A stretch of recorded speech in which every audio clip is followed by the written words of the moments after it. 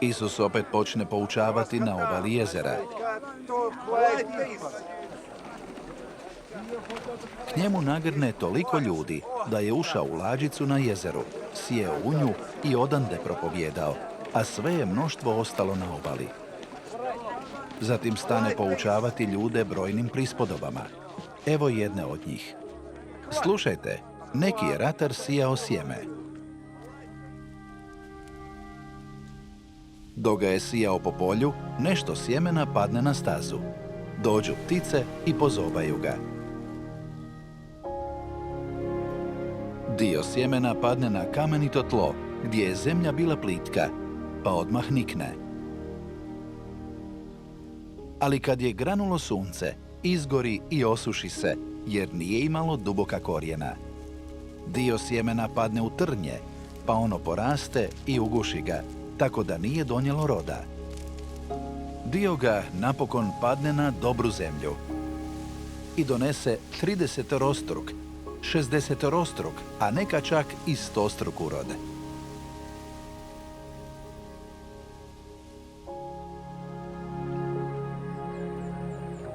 Tko ima uši da čuje, neka čuje. Kad je Isus poslije ostao sam s 12-toricom i s drugima koji su ga slijedili, upitaju ga o značenju te prispodobe. On im odgovori: vama je dopušteno razumjeti tajnu o Božjemu kraljevstvu, a ostalima, koji su vani, govorim u prispodobama. Kao što piše u Svetome pismu, gledat će moja djela, ali neće dokučiti njihova značenja.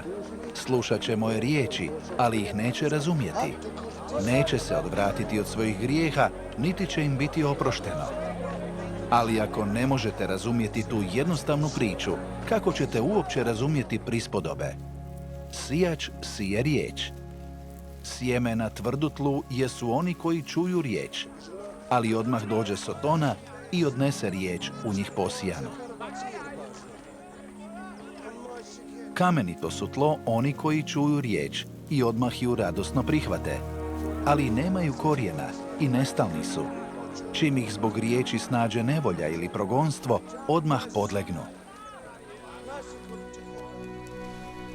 Trnovito tlo srca su ljudi koji čuju riječ i prihvate ju, ali i tjeskobne brige ovoga svijeta, varavo bogatstvo i požuda za svim ostalim uguše sjeme i ono ostane bez roda. Dobro je tlo srce čovjeka koji čuje riječ, razumije ju i donosi rod. 30-rostruko, 60-rostruko ili čak 100-struko veći od posijanoga.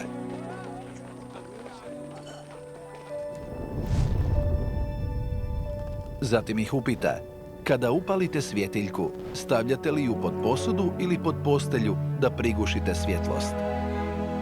Nipošto, stavljate ju na svječnjak. Sve ono što je sada skriveno i što je u potaji učinjeno, jednom će izići na vidjelo. Tko ima uši da čuje, neka čuje. I nastojte svakako pozorno slušati. Kad budete tako činili, bolje ćete razumjeti što vam govorim. Onima koji žive po Božjoj mudrosti, reče im, Bog će dati još više mudrosti. A oni koji ne postupaju prema njegovoj mudrosti, izgubit će ubrzo i ono malo od nje što imaju. Isus nastavi: Božje je kraljevstvo poput ovoga. Ratar baci sjeme na zemlju, a zatim ode dalje za svojim poslom. Lijegao je noću i ustajao danju, a sjeme je niknulo i izraslo, a da on to nije ni znao. Zemlja sama od sebe donese rod. Najprije izraste stabljika, zatim klas, pa se popuni zrelim zrnima. Čim zrno sazre, dođe ratar i požanje ga srpom. Isus upita: kako da vam još opišem Božje kraljevstvo? S čime da ga usporedim? Ono je poput sitna gorušičina zrna, najmanjega od svakog sjemena koje se sije u zemlju. Ali kad se posije, izraste veće od svake biljke u povrtnjaku, s velikim granama, u čiju se sjenu mogu skloniti ptice nebeske. Isus je govorio takve prispodobe da pouči narod riječi, onoliko koliko su mogli shvatiti. Javno je poučavao samo u prispodobama, a nasamo je svojim učenicima sve tumačio.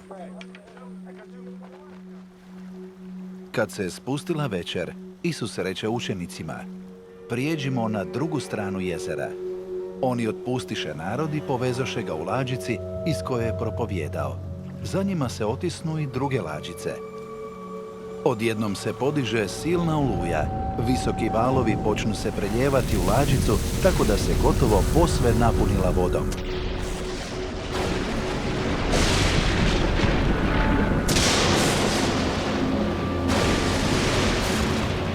Isus je spavao na krmi s glavom na jastuku.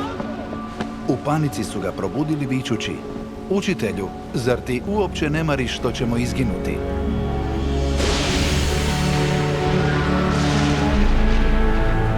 Isus se probudi, zaprijeti vjetru te reče moru: utišaj se, umukni.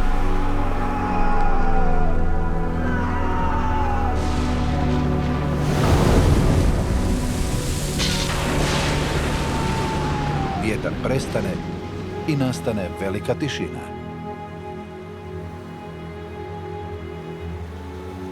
On upita učenike: što ste se toliko prestrašili? Zar još nemate vjere?